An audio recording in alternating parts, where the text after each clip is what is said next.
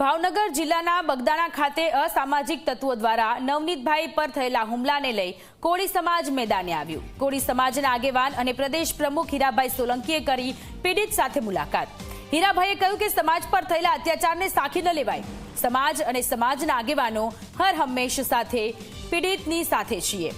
હું અને મારા મોટાભાઈ પરસોત્તમભાઈ અને કોળી સમાજના તમામ ધારાસભ્ય આ ઘટનાને લઈ ગાંધીનગર ખાતે સોમવારે મુખ્યમંત્રી અને ગૃહમંત્રીને મળવાના છીએ। પીડિતને ન્યાય મળે તે અંગેના પ્રયત્ન કરવામાં આવશે।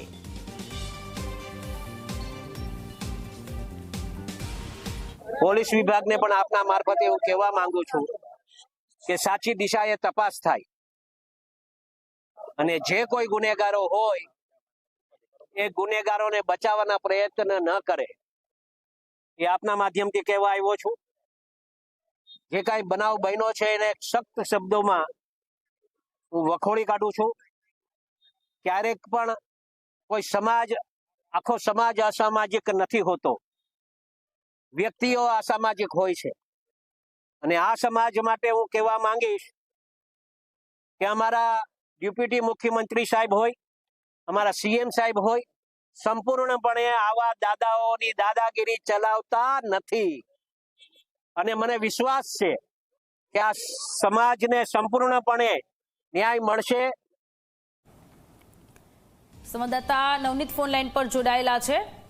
નવનીત, ભાવનગરના બગદાણામાં અસામાજિક તત્વો દ્વારા એક વ્યક્તિ પર હુમલો કરવામાં આવ્યો હતો, જેને લઈને કોળી સમાજ મેદાને છે। હીરા સોલંકીએ નિવેદન આપ્યું છે કે મુખ્યમંત્રીને રજૂઆત કરવામાં આવશે।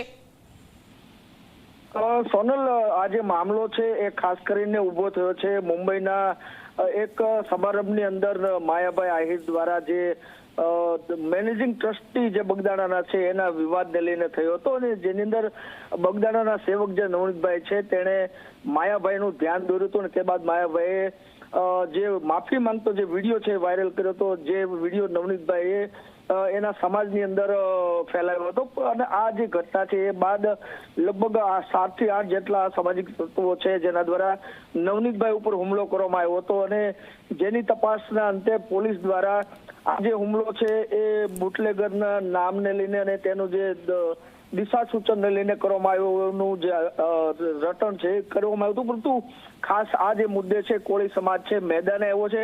ખાસ હીરાભાઈ સોલંકીએ નિવેદન આપ્યું છે કે તેઓ જે આ સમગ્ર ઘટના છે એને લઈને મુખ્યમંત્રી સુધી રજૂઆત કરશે। અમે બંને ભાઈઓ છીએ એ કોળી સમાજની સાથે છીએ, કાંઈ પણ થાય અમે લડી લેશું અને આ જે નવનીતભાઈ છે સેવક તેમને ન્યાય અપાવીને જ રહીશું। જી, આભાર તમામ વિગતો માટે।